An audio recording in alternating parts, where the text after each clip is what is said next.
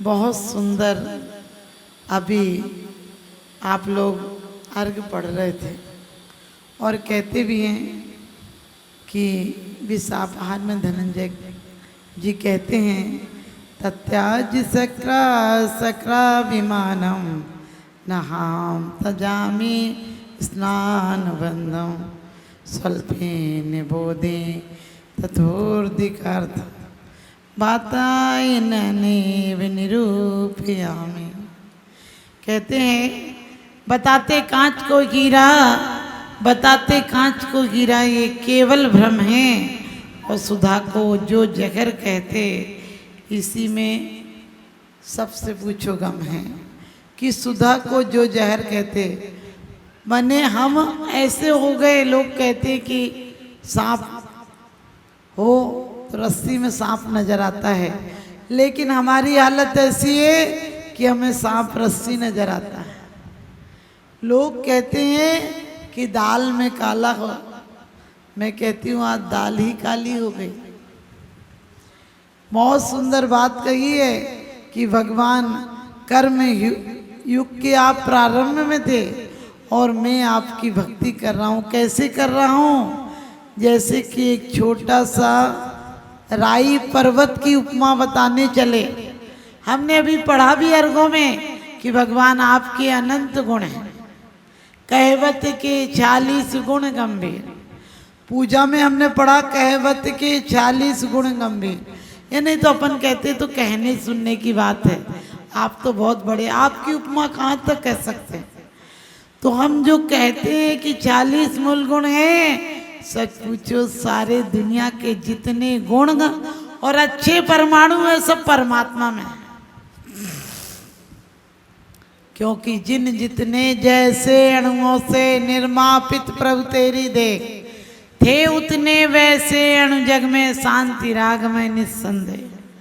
कहती उतने ही परमाणु दुनिया में थे, उससे आपकी रचना हो गई और लोगों के लिए तो खराब खराब परमाणु बढ़े। लेकिन इन परमाणुओं को भी हम शुद्ध परमाणुओं में कैसे बदल सकते हैं? क्योंकि परमाणु पुद्गल तनी परमात्म संजोग, भई पूज्य सब लोक में अरे जन्म करो। परमाणु पुद्गल कोई न शुभ होता है न अशुभ होता है। ध्यान रखना, वही मिट्टी की हंडी कुम्हार के यहाँ से आती है। यदि शादी में सुहागवती स्त्री ले जाए तो मंगल कलश कहलाती है, और वही मुर्दे के आगे चले तो अशुभ हंडी हो जाती है। उसे वहीं फोड़ कर आते हो और इसे संभाल कर परिंदा आप लोग बोलते हैं, जो जल का स्थान होता है उसको ऊपर रखते हो। क्योंकि घड़ा तो घड़ा होता है, घड़ा मिट्टी से गढ़ा होता है, लेकिन घड़े को बनाने के लिए भी कुंभकार है तो घड़ा बन जाएगा, अनाड़ी है तो खप्पड़ बन जाएगा। क्योंकि हमें अभिमान नहीं करना हमने मनुष्य गति पाई। लोग कहते हैं कि मनुष्य गति दुर्लभ है, मैंने कहा होगा दुर्लभ, लेकिन आज जहां आदमी भी मरना चाहता हो उसे दुर्लभ कहेंगे क्या? जहां सच पूछो जानवर भी आदमी की औलाद नहीं बनना चाहता, क्योंकि आदमी आज अपनी मर्यादा को बिल्कुल खो चुका है। तो कहा है मैं अपनी मर्यादा नहीं छोड़ूंगा। आपकी स्तुति करने के लिए इंद्र भी अपनी शक्ति को नहीं लगा पाता, उस पर शक्ति नहीं इतनी कि आपके गुणों को गा सके। गुणों का गाने का मतलब ये है सिर्फ जबान से नहीं। हम भक्तामर में पढ़ते हैं, रखते जहां वहां रचते हैं स्वर्ण कमल सुर दिव्य ललाम, अभिनंदन के योग्य चरण तब भक्ति रहे उनमें अविराम। भगवान आपके चरण पूजनीय नहीं है, आपके आचरण अच्छे थे इसलिए चरण पूजनीय हो। चरण किसके पूजनीय होते? आप अपने पैर पड़ने लगो खुद तो क्या होगा, लोग तुम्हें पागल साबित कर देंगे कि दिमाग खराब है, अपने खुद के पैर पड़ता है। और साधु देव सास गुरु को नमस्कार करने लगो तो तुम्हें लोग पुण्यात्मा कहने लगेंगे। क्योंकि एक बार एक दोने को अभिमान आ गया कि मुझे तो बड़े हरे हरे पत्ते तोड़कर बनाते हैं, फिर हमें बहुत सरिया के रखते हैं, बहुत सहेज के रखते हैं, फिर मेरी कीमत लगती है, और कीमत ही नहीं लगती है। मैं हलवाई के दुकान में कोई काम मेरे बिना नहीं होता है। उसको अभिमान आ गया कि मेरे बिना तो मिठाइयाँ बिकी नहीं सकती हैं। और कहते हैं एक दिन वो नौबत आई कि वो तराजू पर चढ़ा, उसने कहा वाह मेरी कीमत देखो, आज मुझे तोला जा रहा है, मिठाई को नहीं तोला जा रहा है, मिठाई मेरे बिना तुल नहीं सकती है। और मैं देखो क्या जन्मदिन पे जा रहा हूँ, शादी की सालगिरह पे जा रहा हूँ, मैं किसी रिश्तेदारी में जा रहा हूँ, मैं गाड़ियों में जा रहा हूँ, हाथ में आ रहा हूँ, हाथ में लिया जा रहा हूँ, हाथ में दिया जा रहा हूँ, मेरी कीमत कितनी बड़ी है। लेकिन आया सच है, हलवाई ने दोने में मिठाई रखी, बढ़िया से बांधा, मौली बांधी, आदमी ने खुश होकर लिया, घर आया पत्नी को दिया, पत्नी खुश हो गई, बच्चे तालियां बजाने लगे। अब तो उस दोने को और अभिमान आया कि वाह मेरे तो आने पर घर में देखो क्या चहक, सबके मुस्कुराते चेहरे दिख रहे हैं, मेरे आने का सब लोग अभिवादन कर रहे हैं। लेकिन अपनी औकात तो जब पता चली, जब खाने की मेज पर रखा गया और लोगों ने रसगुल्ला तो खाया और उसको मचोड़ कर डस्टबिन में डाल दिया गया और गाय चर गई, अस्तित्व खत्म हो गया। हमारी हालत भी सुबह के पेपर के समान है। जब आते हैं तो पेपर 10 बार पढ़ते हो, और जब जाते हैं तो रद्दी की तरह हालत होती है। सुबह पेपर आता है तो बड़े प्यार से खोल कर पढ़ते हो, और शाम तक रद्दी वाले के यहाँ चला जाता है, और वो फिर कहाँ कहाँ जाता है ये सब आपको पता है। रद्दी वाले के यहाँ से घर में गंदगी भी साफ कर देते हैं, कभी नहीं करना। अखबार से कभी गंदगी साफ नहीं करना, क्योंकि वही वर्ण है, वही शब्द हैं जिनसे जिनवाणी भी बन जाती है। ये हम जानबूझ के अनजाने में, लोग कहते क्या करें इन अखबारों का, हमें ज्ञान है। लोगों को अंधेरों ने घेरा है, हम प्रकाश में हैं। क्योंकि कहते हैं वे जीते अंधेरों में, वे जीते अंधेरों में फना होते, न मरते दम तक वो कभी अंधेरों से रिहा होते।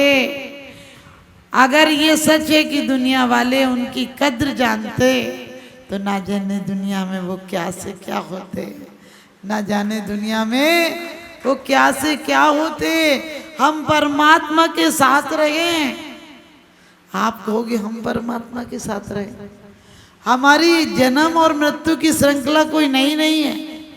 अनादिकाल से जन्म किया गया और मरे हैं, अनादिकाल, ना आदि इति अनादि।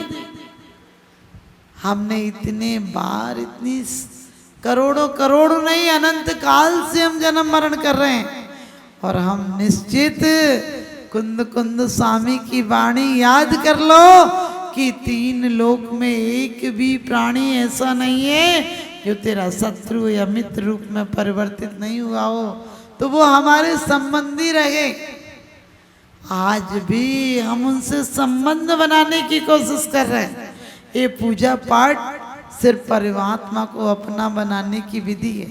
उन्हें क्या फर्क पड़ता है, ये चावल तो पहले भी प्रकृति में ही लगे थे, ये जल तो उन्हीं का है, उन्हीं का कि मतलब प्रकृति का है, और प्रकृति पे परमात्मा की अनुकंपा होती है। हमने क्या चढ़ाया, जल के माध्यम से परिणामों को निर्मल बनाया, चंदन के माध्यम से अपने आप को शीतलता लाए, ऐसी भावना भाई। अक्षत के माध्यम से हमने शुक्ल लेस्या प्राप्त हो, हमें वो शुक्ल लेस्या और शुभ परिणामों की प्राप्ति हो। हमारा वस्त्र ही धवल नहीं हो, हमारा दिल भी धवल हो जाए, और एक दिन धवल हो जाए तो कर्मों का नाश निश्चित हो जाएगा। जिसकी शुक्ल लेशा होती है वो महामुनि हुआ करते हैं। खाने के बाद चावल मिलता है, इसका मतलब मेरी अंतिम पर्याय है। मैंने परिणामों को इतना विकृत किया है, अब 10-20 साल जो भी बचे हैं पता नहीं क्या भरोसा, कांच का घट है, किसी दिन टूट जाए और एक मामूली कहानी है अधूरी छूट जाए। पता नहीं जिंदगी में कब कौन की, समझ गए, विदाई की मंगल बेला आ जाए। तो हम क्या करें? हमने पुष्प चढ़ाया है भगवान वरमाला में, सुहाग सेज में, सब जगह पुष्पों का उपयोग होता है। लेकिन ये पुष्प तो कितने भी सुंदर हो मुरझा जाते हैं। परमात्मा में वो पुष्प चाहता हूँ, मैं वो सुगंधी चाहता हूँ जिस सुगंधी को, जिस कोमलता, जिस निर्मलता, जिस दया, क्षमा, संवेदनाएं आपके अंदर थी, आप उसी भव्य में तीर्थंकर होने वाले थे। आपने, क्योंकि तीर्थंकर प्रकृति का उदय आता है 13वें गुण स्थान में। लेकिन आप कहोगे माता जी हम तो तीर्थंकर का जन्म मनाते हैं। वो तीर्थंकर का जन्म नहीं है, वो बालक का जन्म है। ये सच है कि सूर्य आने से पहले उसकी प्रभा आ जाया करती है। सूर्य दूर होता है लेकिन कमलों को विकसित कर देता है। सूरजमुखी विकसित हो जाता है, उसकी तरफ मुख कर लेता है। इसीलिए परमात्मा, मेरे अंदर वो भव्यता भी नहीं आई है, लेकिन मैं श्रेणी में, लाइन में खड़ा हूँ और आपको देखकर मेरा हृदय कमल, मेरे नयन कमल, मेरे कर कमल, मेरे चरण कमल सब आपकी तरफ बढ़ जाते हैं। क्यों? क्योंकि आपके, तेरे पद का प्रत्याशी हूं मैं भी उसी पद के लिए। लेकिन सच बताना, ऐसे भाव आते हैं क्या? धूप चढ़ाओ, चंदन चढ़ाओ, तो क्या चढ़ाना है बस। मैंने कहा इतना चढ़ाया, एक बार खुद को चढ़ा दिया होता। क्योंकि पूजा का फल हमें निश्चित मिलता है।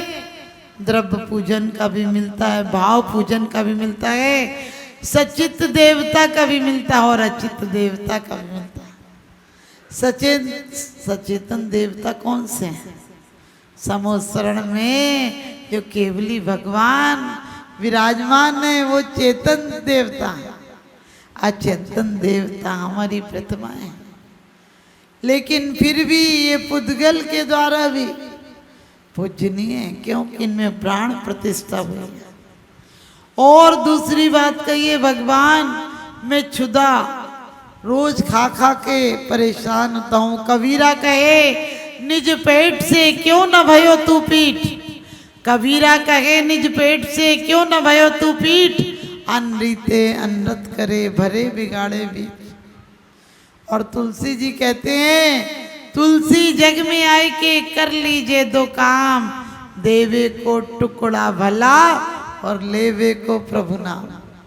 दो काम कर लेना देने के नाम पर, मुनि चर्या में आपका द्रव्य दान लग जाए, और लेने के लिए प्रभु का नाम लेना। लेकिन हम दोनों काम नहीं करते हैं। देने के नाम पर डांट देते हैं, ब्याज लेते हैं, पैसा देते हैं, माल देते हैं, सब उल्टा सीधा करते हैं। मैं ये नहीं कहती तुम व्यापार बंद कर दो, लेकिन कम से कम 1 घंटा अपनी आत्मा का भी व्यापार करो। क्योंकि ये धन तो जितना चाहे जोड़ना, छोड़ना ही पड़ेगा। लेकिन वो धन परम धन है, जिसे एक बार पालो फिर कभी हमें दोबारा दरिद्रता नहीं प्राप्त होती है। और कहते हैं वो धनवान कैसा, जो अपने सेवक को सिर्फ सेवक रहने देता है।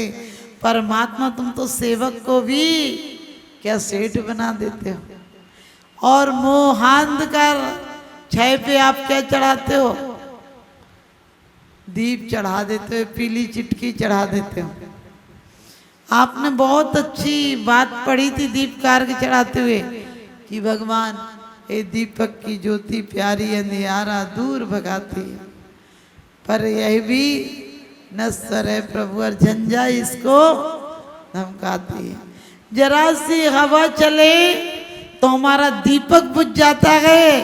आपने देखा होगा कि कभी हवा चलती है तो दीपक बुझ जाता है, लेकिन यदि जंगल में आग लगी हो तो हवा चलती है तो आग बढ़ जाती है, क्योंकि आग इतनी विस्तृत है, इतनी बड़ी है कि हवा से बढ़ जाएगी। हमें भी वो भक्ति चेतना की कहते हैं दीपक जलाना है, वो रोशनी जलाना है, कर्मों को जलाने के लिए ध्यान रूपी अग्नि जलाना है कि जितनी जितनी वायु चले भक्ति की उतनी उतनी अग्नि और जल्दी कर्मों को भस्म कर दे। हमें छोटा सा दीपक मति ज्ञान और शुद्ध ज्ञान का दीप नहीं जलाना है, हमें केवल ज्ञान का दीप जलाना है। और लोग कहते हैं मोह छोड़ दो, छोड़ने के नाम पर तुम औरत छोड़ देते हो, बच्चे छोड़ देते हो, मकान छोड़ देते हो, पैसा छोड़ देते हो, बच्चे छोड़ देते हो। मैंने कहा ये सब मौत छुड़ा ही लेगी तुमसे, तुम क्या छोड़ोगे? मौत तो छुड़ाती है, सबको छुड़ाती है। अमीर हो गरीब हो 10 बच्चों का बाप हो, एक बच्चे का बाप हो, सबको खाली करके ले जाते हैं।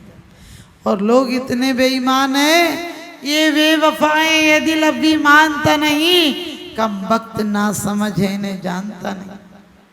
लोग कहते हैं माता जी टाइम नहीं मिलता है। हमने कहा जब भी तुमसे मिलने की तदबीर नजर आई, जब भी तुमसे मिलने की तदबीर नजर आई, एहसास के पैरों में जंजीर नजर आई, एहसास के पैरों में जंजीर नजर आई। जब भी मन करता है भगवान के लिए, आप ध्यान रखना अभी तक देह से आए हो, आत्मा से भी एक बार आओ। आप कहोगे आत्मा से कैसे आए? जैसा आपने कोई गाड़ी देखी और नहीं होती आपके पास, क्या करते हो? दिल और दिमाग में सोते बैठते उठते ये लगता वो गाड़ी कब आ जाएगी, आई नहीं है, सिर्फ तुमने देखी है। इनकी शांत मुद्रा देख के भी सोचा करो कितनी हाय तौबा की जिंदगी, इसीलिए आए था क्या? कभी कभी तो इन जैसे भी हो जाए करो। लेकिन अंदर में बदलना, आज से ही जाकर विचार किया करो कि बड़े भाग्य से मनुष्य देह मिली है, और इस मनुष्य देह में कम से कम मिथ्यात का दीपक नहीं जलाएंगे। इसने मिथ्यात के दीप ने हमारे जीवन को तहस नहस कर दिया। आपको पता चंगेल खां औरंगजेब ऐसे थे, इन्होंने घर गांव की गांव जला दी। चंगेल खां ने किसी ज्योतिषी से पूछा था कि मैं आधे दिन तक सोता हूं, कैसा है? उसने कहा पूरे दिन सोइए, अच्छा है। इसका अर्थ समझे, क्योंकि पापी व्यक्ति जितनी देर जगेगा उतनी देर पाप करेगा, इसलिए पापी को बस जाना चाहिए और साधु को उजड़ जाना चाहिए।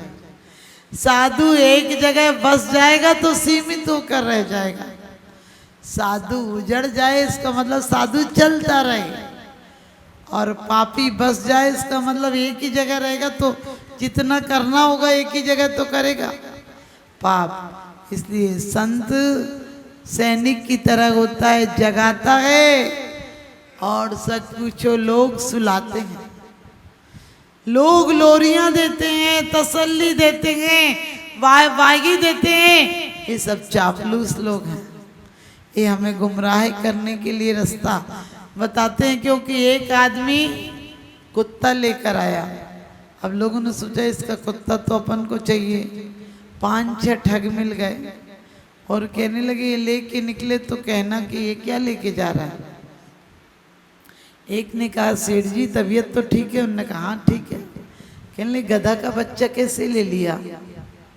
आज क्या हुआ, गधे का बच्चा आप लेके क्यों जा रहे हैं? नहीं, गधे का देखो गौर से, कुत्ते का बच्चा है। तो आगे गए, फिर दूसरे का सेठ जी आज क्या होगा, गधा क्यों ले जा रहा है? आज तक तो आप कभी नहीं लेके गधा। उसने कहा यार गौर से देखो। तीसरे ने तो कहा सेठ जी आपको इसके पहले किसी ने नहीं टोका क्या? ये गधे का बच्चा है, होश में आओ, क्या हुआ, तबीयत खराब है क्या कि दिमाग खराब हो गया? और सेठ जी कहने लगे इतने लोग अलग अलग टोक रहे हैं तो हो सकता है मैं ऐसा ना हो कि गधे का बच्चा लिया हो। चौथे ने तो कहा सेठ जी आंखों का इलाज कराओ। तुम्हें कुत्ता दिखने लगा क्या गधा भी? और क्या करोगे, लोग आपको क्या कहेंगे गांव में जाओगे तो कि गधे का बच्चा लेके जा रहे हो। और कहते हैं कि उस आदमी ने सोचा अच्छा हुआ है तो रास्ते में टोक रहे हैं, पूरा गांव मेरा तमाशा बना, इससे पहले छोड़ दो कुत्ते के बच्चे को।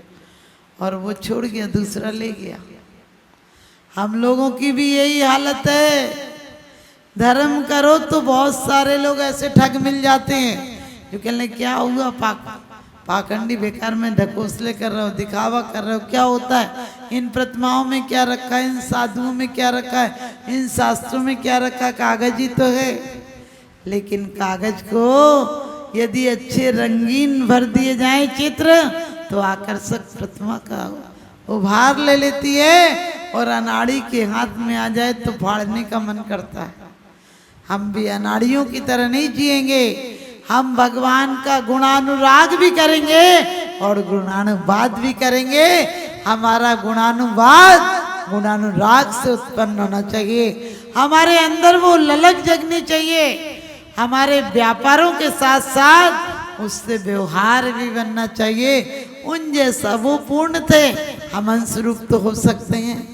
इसमें कितनी सुंदर बात कहिए कि जैसे छोटा सा एक अणु बहुत बड़ी पर्वत की क्या कथन करेगा। मेरी बुद्धि छोटी सी है, आपसे पूछूं आपका ज्ञान कौन सा ज्ञान है, कौन सा ज्ञान है? अरे बोला भी करो। ये भगवान जय हो तुम्हारी। हमारा ज्ञान मति ज्ञान और श्रुत ज्ञान है, लेकिन थर्मामीटर तुम्हारे पास है। अनुमान तुम लगाना, साधु प्रेरक नहीं है। साधु आपको सामान्य है, साधु आपको कह सकते, बदलना तो आपको ही पड़ेगा ना। तो आपसे पूछा कि आप पर कौन सा ज्ञान है, मति ज्ञान और श्रुत ज्ञान है यदि तो आप निंदा चुगली बेईमानी व्यापार आदि आप करोगे तो करना पड़ेगा आपको थोड़ा बहुत, लेकिन बाकी वो अपना समय व्यर्थ नहीं करता है। कुंद कुंद स्वामी कहते हैं कि ज्ञानी जी मति ज्ञानी और श्रुति ज्ञानी भी अपना समय ज्ञान में, भक्ति में, पंचगुरु भक्ति में, ज्ञान में, वैराग्य में, तत्व अभ्यास में बिताता है। और मिथ्या दृष्टि जीव लड़ाई में, कलेश में, कलह में, अशुभ लेस्याओं में बिताता है। और उन्होंने कहा अशुभ लेस्या का फल दुर्गति, त्रियंच गति और नरक गति है, और शुभ लेस्याओं का फल स्वर्ग और मोक्ष है। जम रुचि तम की रहे, आपको जो रुचि जहां जाना हो वैसे काम करना। हमने कहा आप पर मति ज्ञान और श्रुत ज्ञान। यदि आपको देव शास्त्र गुरु से अनुराग है तो तुम्हारा ज्ञान मति ज्ञान और श्रुत ज्ञान है। यदि अनुराग नहीं है, समय मिला तो आ गए, पाठ हुआ तो आ गए। 10 लक्षण में भी मैंने कहा था, सब लोगों को लगता है माता जी हम अपने मंदिर में पूजा करेंगे। हमने कही भगवान करे तुम्हारा अपना मंदिर हो जाए, समझ गए? भगवान करे तुम्हारा अपना मंदिर हो जाए तो फिर तुम यहाँ नहीं रहोगे। अपना मंदिर हो जाएगा तो सिद्धशिला में चले जाओगे, क्योंकि जिनके मंदिर हैं वो यहाँ नहीं है। उनकी तो प्रतिमाएं बना रखी हैं, विमल नहीं तो प्रतिनिधि हैं। मान यही संतोष करो, विधि विधान पर बस नहीं चलता, जान यही संतोष करो। हमें अपने ज्ञान को कुमति और कुश्रुत नहीं बनाना है, वो निगोदिया जीव पर भी है। और निगोदिया जीव पर कुमति कुश्रुत ज्ञान है और उस पर आवरण नहीं है, ध्यान रखना। वो इतना सा छोटा अंश है कि उस पे आवरण कर देंगे तो खत्म ही हो जाएगा, ज्ञान का अस्तित्व खत्म हो जाएगा। और जीव का लक्षण क्या बताया, जीव की पहचान क्या है, ज्ञान और दर्शन। आप कहोगे माता जी अब तो कंप्यूटर भी ज्ञान जान लेता है और दिखा देता है। वो दिखा देता होगा, लेकिन आत्मा को दिखाने की ताकत उसमें नहीं है। आत्मा को एहसास कराने की ताकत नहीं है। वो शब्द बता सकता है, लेकिन भावनाएं नहीं ला सकता है। भावनाएं हमें लानी पड़ेगी। तो आप लोगों ने, आपको पता है, बड़े बड़े कवि और कहते हैं बड़े बड़े लेखक, बड़े बड़े हमारे आचार्य कहते हैं, यदि चूक जाऊं तो तुम छल ग्रहण मत करना। समय सार में कुंद देव कहते हैं, चूके छलम न गए तब हम, तुम चूक जाऊं तो छल ग्रहण मत करना। लेकिन अपन तो चूकने का नाम ही नहीं लेते हैं, दूसरों को ठगते और कहते हो आज बेवकूफ बनाया उसको। आपको पता है 1 अप्रैल को लोग बेकार में किसी किसी को फिजूल में बेवकूफ बनाते हैं, लेकिन बेवकूफ बनाते जरूर हैं, खुद बन जाते हैं। अरे हास्य में, मनोविनोद में, झूठ में, मजाक में कभी किसी को बेकार बुद्धू मत बनाओ, वरना अगले जन्म में इतना दिमाग ही नहीं मिलेगा। समझ गए ना, जो बच्चे वैसे होते हैं वैसे हो जाओगे। इसलिए अपने प्रत्येक क्षण को, प्रत्येक पल को, दुकान में बैठो तो सोचो इस व्यापार के साथ साथ मुझे वो व्यापार भी करना है। यदि रोटी बनाओ तो सोचो कि परमात्मा मेरी रोटी, मेरा भोजन सबके लिए भजन में परिवर्तित हो जाए। और आज मैं गारंटी के साथ कहती हूँ, यदि महिलाएं भोजन बनाते समय अच्छे परिणाम रखने लगे, वहाँ भजन आदि चलते रहे, तो आज भी तुम्हारा भोजन पूरे परिवार के प्रेम, ज्ञान और वैराग्य में सहायक हो जाएगा। लेकिन आजकल तो इतने बच्चे बेचारे छोटे से होते हैं, उन्हें पता ही नहीं होता है, और इतने अश्लील गाने बच्चे गाने लगते हैं, उन्हें उसका अर्थ पता नहीं होता है, और मम्मी बड़ी खुशी होती है। आपको पता है, मम्मी बच्चे से पूछती है कैसी बहू लाएगा।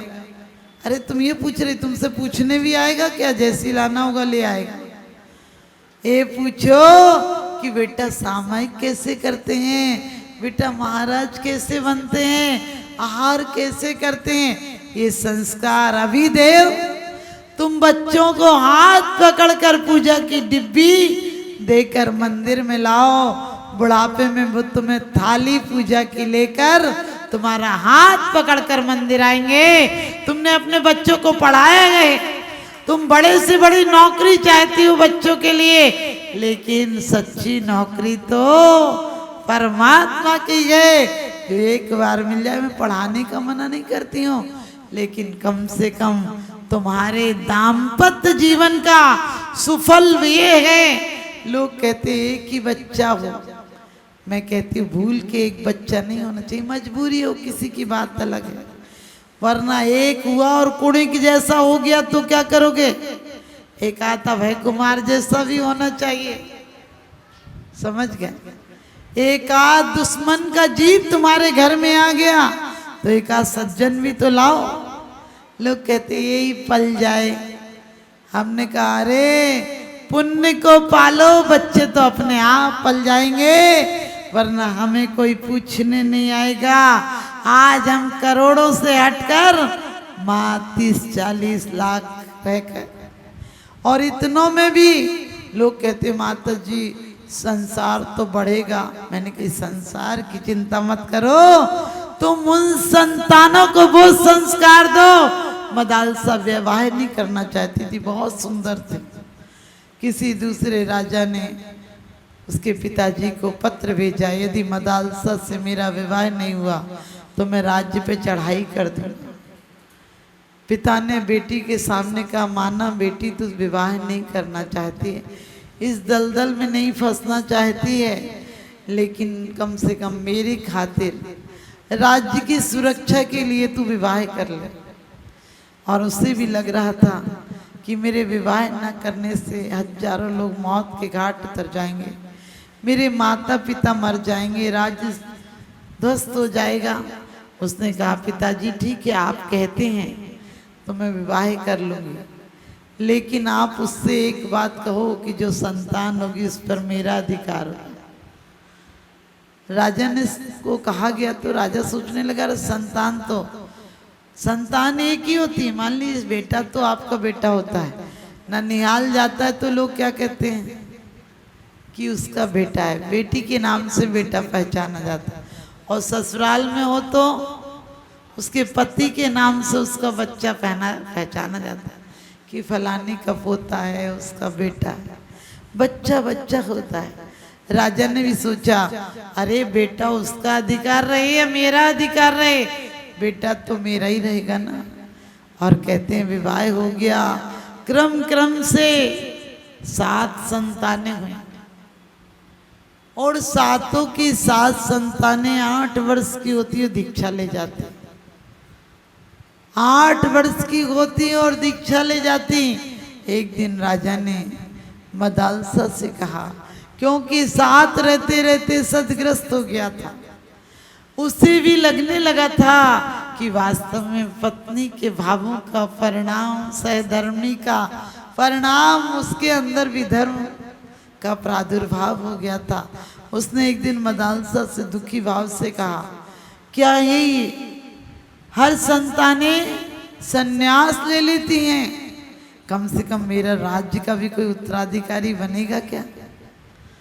उसने कहा, अब की संतान तुम्हारे राज्य की उत्तराधिकारी बन जाएगी, लेकिन तुम एक वचन दो कि वो राज्य के योग्य बन जाएगी तो तुम मुझे मुक्ति दे दोगे।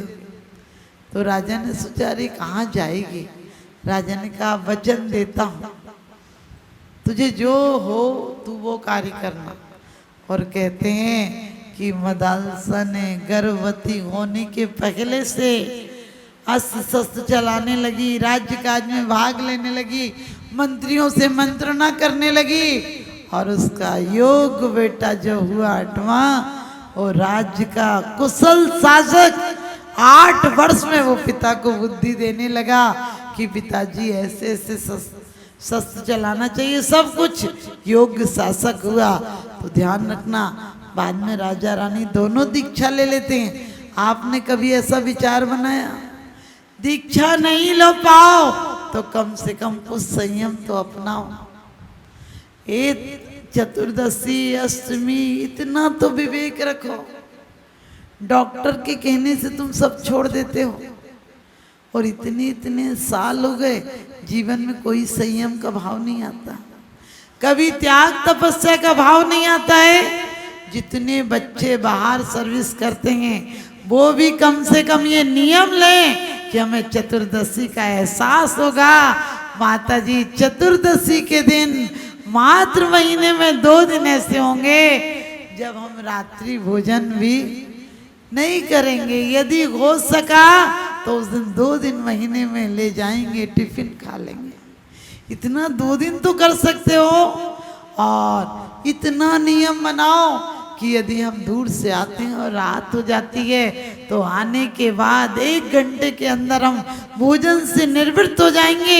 इतना भी कर लिए। मान लो आप 8 बजे आते हो तो 9 बजे तक का नियम रख लो। उसके बाद आप पानी दूध की छूट रख लो, क्योंकि बच्चे हो आप लोगों को कभी कभी जाना आना पड़ जाए, और आप बाहर की भी छूट रख लो मान लो, लेकिन घर में कम से कम इस संयम के संस्कार पड़ेंगे। और तुमने रात को यदि 9 बजे के बाद भी त्याग कर दिया, मैं ये नहीं कह रही हूँ कि रोज कर दो, लेकिन कम से कम घर आने के बाद लोग कहते हैं अभी खा लेंगे, अभी क्या जल्दी, अभी और बना लेना, 2 घंटे बाद बना लेना, 1 घंटे बाद, अभी भूख नहीं। अरे भूख नहीं है, कम से कम इतनी दृढ़ प्रतिज्ञा लाओ कि हम जैन हैं, हम रात्रि भोजन नहीं करना, पूरा नहीं छोड़ सकते हैं तो कम से कम घंटे, 2 घंटे, 4 घंटे ऐसी मर्यादा बना लो। 1 घंटे के बाद आप आराम से बनकर भी खाया जा सकता है। आप आते हो, मान लो दोनों सर्विस करते हैं, और 1 घंटे के अंदर आके आराम से बना के खाया जा सकता है। इतना नियम रखो, तुम्हें साल में 6 महीने के उपवास का फल लगेगा। देखो कितना सरल रास्ता है। और ये संस्कार तुम्हें ना जाने किस दिन स्वर्ग और मोक्ष की तरफ ले जाएंगे। और आप यदि स्वर्ग और मोक्ष नहीं भी जाना चाहते हो तो जितने भव मिलेंगे आपको अच्छे भव मिलेंगे। आप यदि जानते हैं कि वास्तव माता जी सुख हो तो जीवन में यदि एक दिन किसी से गलत बोल दिया, दूसरे दिन सोचो कि आज के बाद नहीं बोलेंगे। लेकिन संस्कार ऐसे होते, रोज कसमें खाते हो कि आज के बाद नहीं लड़ेंगे और दूसरे दिन निमित्त मिला और तुरंत तूफान आ जाता है। जैसे जुबान पर ही गुस्सा रखा, क्रोध को कम करो वरना बुढ़ापे में ज्वालामुखी हो जाएगा, संभले नहीं संभलेगा। और बुढ़ापे में फिर बच्चे भी कहेंगे उसकी तो आदत है भगने की, तो सुनो ही मत उनका। तो सुन के क्या करोगे? क्योंकि आपको पता है जवानी होती है तो एक बार पानी मांगते हो 4 जगह से पानी आता है। पत्नी भी पानी लाती है, बच्चे भी पानी लाते हैं, नौकर भी पानी लाता है, माँ भी पानी लाती है। बुढ़ापे में पानी मांगो तो एक आवाज़ आती है, बक बक करते रहते, चुपचाप से बैठा करो अभी दे देंगे। पानी नहीं आता, आवाज़ आती है। जवानी में जो पत्नी कहती थी आप बोलते हो तो लगता है सुनते ही रहूं। आप पति बोलता था तुम बोलती हो तो बीणा के तार छिड़ जाते, तुम बोलती तो फूल बरसते। हमने की बुढ़ापे में बोलेगी तो आग बरसेगी। ध्यान रखना, जो बोलती हो कि आप यूं ही सुनाते रहें और बुढ़ापे में कायदे की बात पति सुनाएगा तो पत्नी कहेगी बकबक मत किया करो, 2 रोटी मिल रही है चुपचाप से खा लो। कायदे की बात कहोगे तो बकवास नजर आएगी। अभी बकवास बोले जुल्फों में बसा लूं, मैंने कहा जू है क्या जुल्फों में बसाएगी? हैं बोले पलकों में बिठा लूं, मैंने कि आंख फोड़ना है क्या इसको पलकों में बिठाएगी? अरे परमात्मा को पलकों में बिठाओ तो भव सागर से पार हो जाओगे। भगवान को पलकों में बिठाओ, पलकों मतलब हमारी आंख बंद हो तो परमात्मा गुण में नजर आए कि इतने गुण है, इतना ज्ञान है, तो सच में तुम भव सागर से पार हो जाओगे।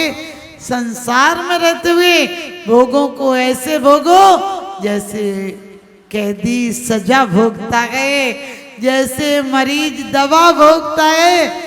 लेकिन भावना भाता है वो दिन कब आए, घर को छोड़ बन जाऊं मैं वो क्षण कब पाऊं।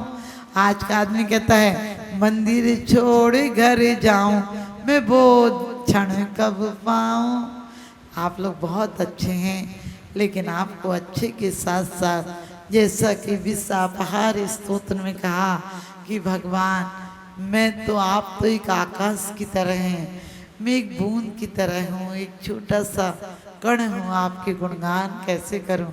तो हमारे अंदर बहुमान आना चाहिए कि भगवान वो ज्ञान, वो दर्शन, वो सुख और वो वीर। आप कहोगे माता जी ये सब तो हमारे अंदर नहीं है हमारे वीर्यांतराय कर्म का क्षयोत्सव अच्छा नहीं है, इसीलिए तो हम लोग रोगी रहते हैं।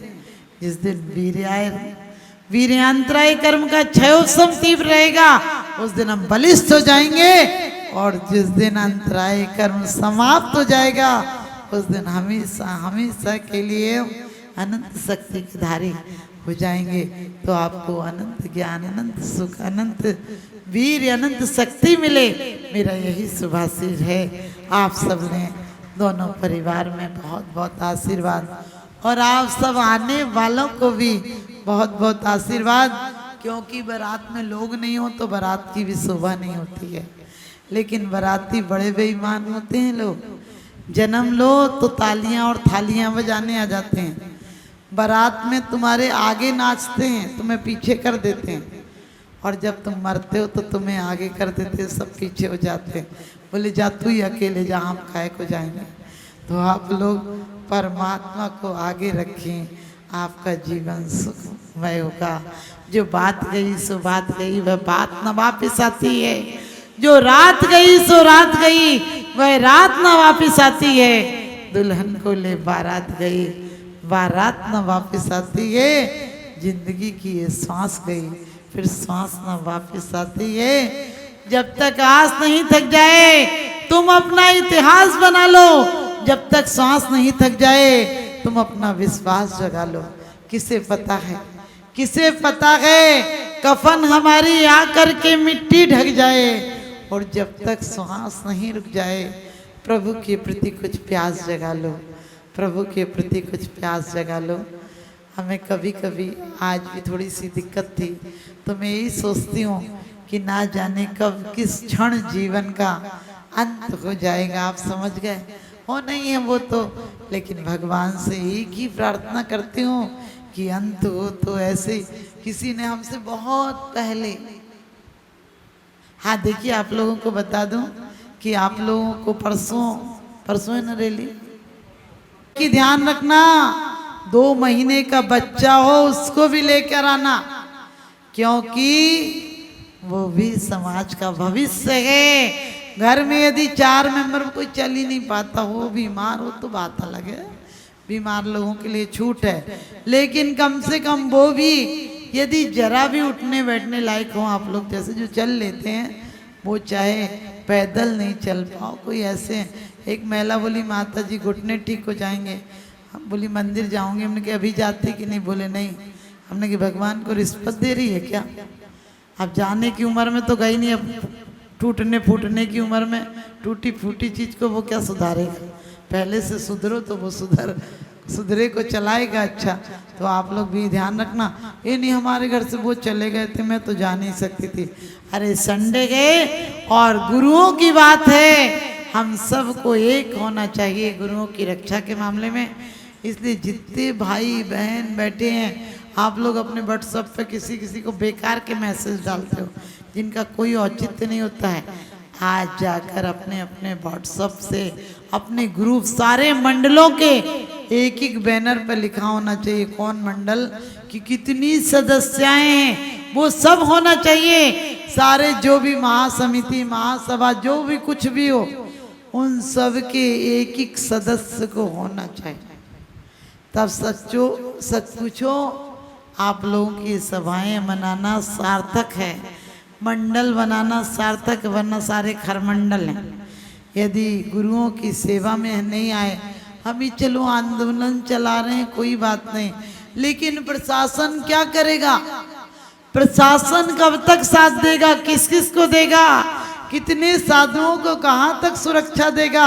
आपको पता है हमारा जिन शासन की सुरक्षा हमें करना है, हमें संकल्प लेना है। जब भी हमारे साधु कभी विहार करेंगे तो हम लोग कम से कम 10-25 लोग उनके साथ चलेंगे।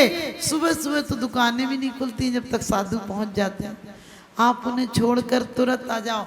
आजकल तो ये हो गया जो लाए वो आखिरी तक उसे निभाए, लोग लाने से डरने लगे। अरे गुरु सबके होते हैं, सब अपना फर्ज समझो कि हमें भेजने जाना है तो गुरुओं की सुरक्षा हो सकेगी। ठीक है, हमें रैली आदि प्रदर्शन इसलिए करना चाहिए कि बहुत घृणित कार्य हुआ है, इसलिए हमें प्रदर्शन करना है। लेकिन हमें प्रदर्शन के साथ साथ आत्मा में उल्लास जगाना है कि अब ऐसी घटनाएं नहीं होंगी। जहाँ 50 लोग चलते हों वहाँ निकलने वाला भी 10 बार सोचेगा कि इनके साथ 50 लोग हैं, कैसे बोल दें। और हमें सब जैन समाज किसी भेदभाव हो, रोटी बेटी के हों, हमें धर्म के नाम पर एक होना है। और हमारे श्वेतांबर भाई भी जितने हों उन्हें भी आप इतला करें और उन्हें भी बुलाएं और उन्हें भी साथ चलने का कहें। बहुत अच्छी बात अभी भीलवाड़ा में किसी हिंदू महाराज साधु ने कही है कि हम सब एक हैं। आप समझ गए? हमें कोशिश करनी, जितने भी हमारे मिलने जुलने वाले हैं, कम से कम दोस्ती खाने और घूमने को थोड़ी होती है, ऐसे समय के लिए दोस्ती काम आती है। तो आप लोगों के जो भी मिलने वाले हैं उन्हें भी, और बहुत व्यवस्थित आप लोग चले। ऐसे नहीं सोचो आगे आगे चलो तो अच्छी फोटो आएगी, फोटो नहीं, फोटो तो उन लोगों की भी आती है कितनी निर्मम हत्या की है, उन लोगों की जैसी तस्वीरों में आगे नहीं होना है। हमें अपनी तदबीर को बनाना है कि हमारी परमात्मा जैसी तस्वीर बन जाए। और आपको कहा कि आप लोग ठीक 11:15 तक यहाँ जाना, हम 11:30 पर यहाँ से बाहर तक सबको आशीर्वाद देंगे। और बिल्कुल आप जितनी व्यवस्थित लाइन करेंगे हम उतनी व्यवस्थित हर ग्रुप को आशीर्वाद देंगे। हम आगे से पीछे तक हर वर्ग के साथ रहेंगे, तो आप लोग जरा सा हमें साथ दीजिए, हम आपको साथ देंगे। इन्हीं शुभ भावनाओं के साथ आप सबको बहुत बहुत आशीर्वाद। बोलिए आदिनाथ भगवान।